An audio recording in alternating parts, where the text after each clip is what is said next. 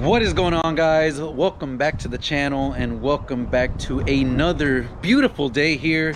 And today we're going to be doing some more Draggy testing. That is loud.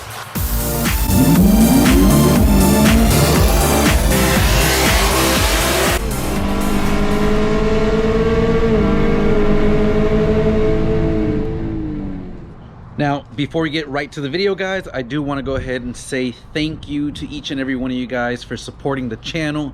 Obviously, you guys have really loved the ZL1 content, and we are over 5,000 subscribers, getting almost to 5,500, which is amazing, and well on our way to that 10,000 subscriber goal by the end of the year. So if you haven't, make sure to hit the like button, consider subscribing, and hit that notification bell so you can stay up to date with all the videos. We are full effect on the modifications for the ZL1, and today we're going to be doing some Draggy testing with the Draggy to see what E85 can do with this car. If you haven't watched my last couple videos, we did do the Rotofab cold air intake, the Big Gulp version, and a tune on the Camaro, and went to the track and the dyno with pump gas 93, and I'll probably put links to those videos up in the corner, or this corner here.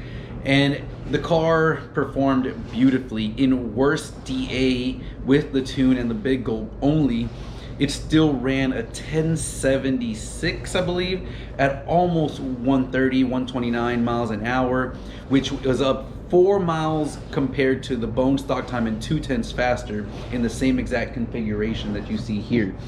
So it went 4 miles faster, 2/10 faster, and the DA was about 1,300 feet higher. So definitely the tune is doing work. So Brett over at Pre Performance definitely has this thing running amazing. And not to mention, guys, the car was actually still running stock timing. Stock timing, these cars run about 21 to 22 degrees on wide open throttle. And with Brett's tuning, we stayed at that same 21, 22 degrees, 20 degrees or so, depending on the intake temperatures. So on 93, it was running same amount of timing, same everything, but it still had picked up about 40 horsepower and 50 pound-feet of torque across the RPM range, and it was very noticeable at the track. Now, we did get E85 in the car and did the logging, making sure everything was good. And with just the tune and intake, stock, everything else, we were able to go up to about E60, and E50 seemed to be really good too. One thing I did notice, guys, so to get to E50, if you want to do the mix, it's super simple. However many gallons of 93 you put in, just put one more extra gallon of E85. So 2 gallons of 93, just put 3 gallons of E85, and you will get an E50 mix pretty much on the dot, as long as the E85 content is good at the gas station. But from there to get to 10% more E, it actually required almost double. So for 2 gallons of 93, you have to put in about 3 gallons of E85 just to get that extra 10%. Now, during the testing, the logging, it seemed like we got about 1 extra degree, half a degree to a 1 degree from E50 to E60. Is that going to make a huge difference? Not really sure, but if your car can handle it, then obviously more E content the better. So we are currently on E58 or E60. We've got the Draggy, so let's go and do our 40 to 100 mile pulls and see how this car is doing. Without further ado, let's get on the road. Okay, guys, so here you can see we are at about 58% alcohol. Now, the weather today is actually really nice. We had a small cold front come through, so the DA is actually around 600 or so. So I'm expecting some pretty good times, guys.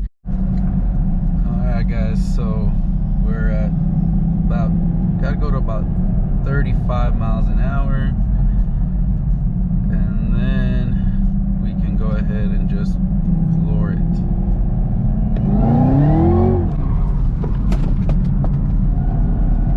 Whoa!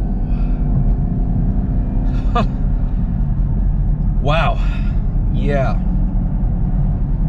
I forgot to do it in third. It's supposed to be in fourth gear. This thing is a monster, guys. Woo! We are in fourth gear. And go.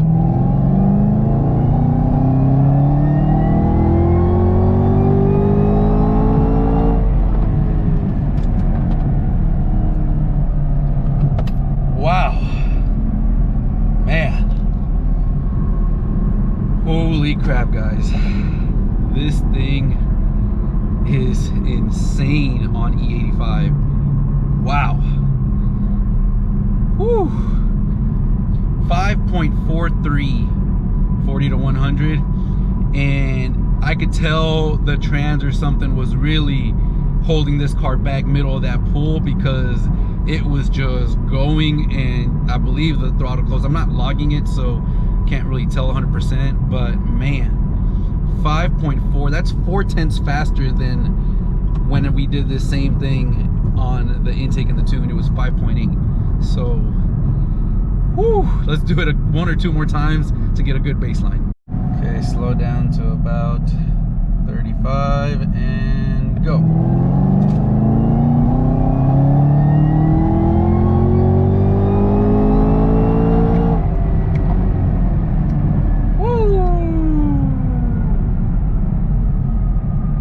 Good, that felt really good. And we've got a 40 to 100 again, 5.44. So very, very consistent, pretty much exact same times. We'll do it one more time. One more time.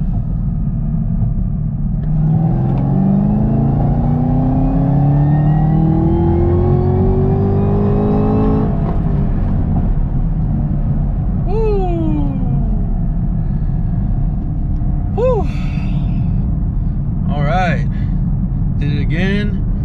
5.45, guys. So running pretty much consistent as always, pretty much identical times to the other three runs. Man, this thing feels insane. Definitely a strong car. Yeah, let's get back home, show you guys the times, and then show you guys how it compares to our stock and our 93 times. Whew.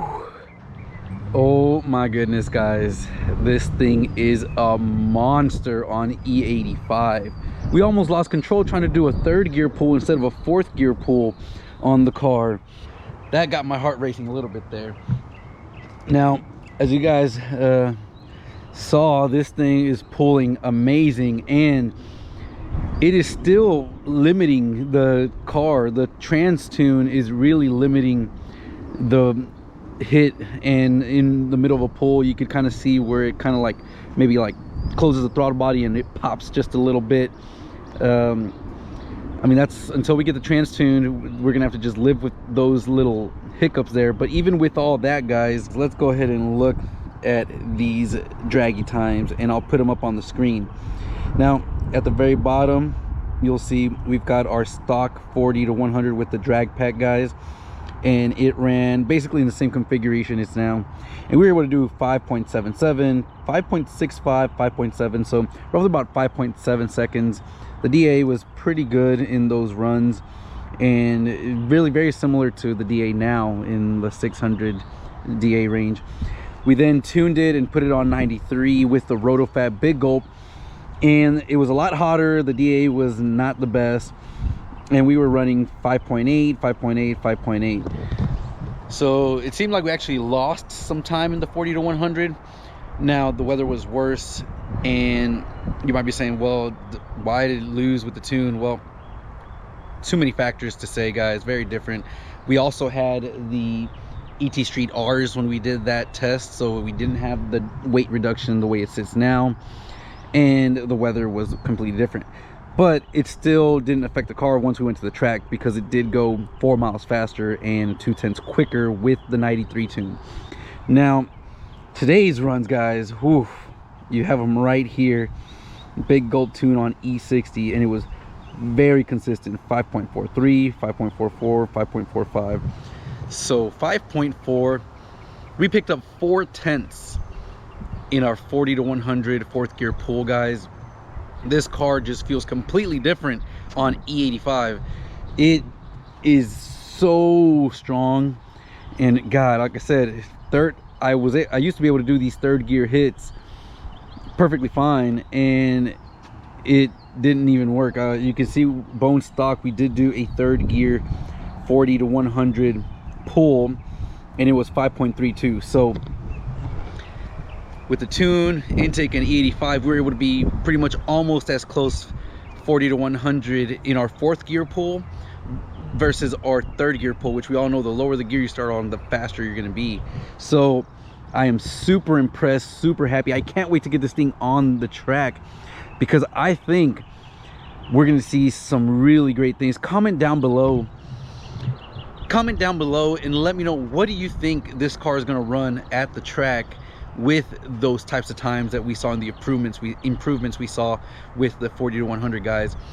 Personally, I think we're going to be probably around another 3 to 4 miles per hour gained with the E85 only switch. So we were trapping 129, we're probably going to be about 130, 133, 134. Hopefully the weather is similar to last week. We're about 1500 DA.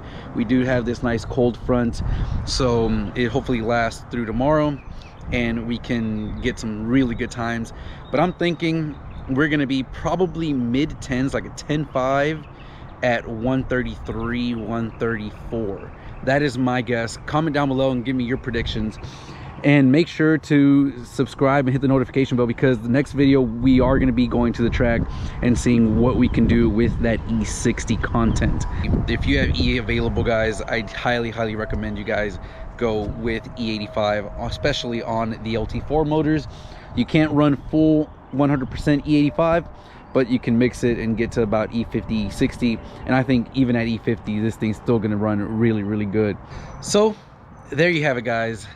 This ZL1 is ready to go, ready to party, and it's amazing and it really shocking me just how fast this car is with just 3 simple modifications: the tune, the Rotofab, and the E85 flex fuel sensor with the E85 fuel.